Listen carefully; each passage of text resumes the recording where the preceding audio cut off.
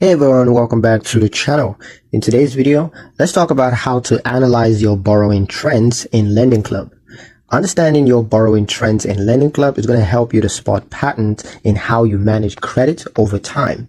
Start by reviewing your account dashboard, where you're going to find a history of past and current loans, as well as repayment schedules and outstanding balances.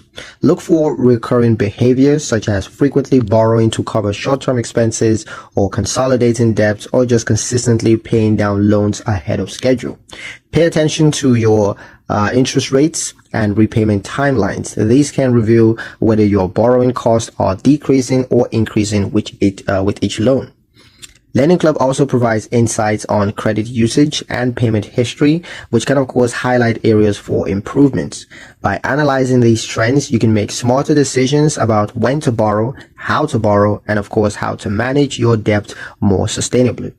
But yeah, that's pretty much it for the video, guys. Hope you liked it. Hope you found the information here useful enough. If you did, like, share, and subscribe for more helpful tutorials. Thank you guys for watching, and I'll see you in the next one.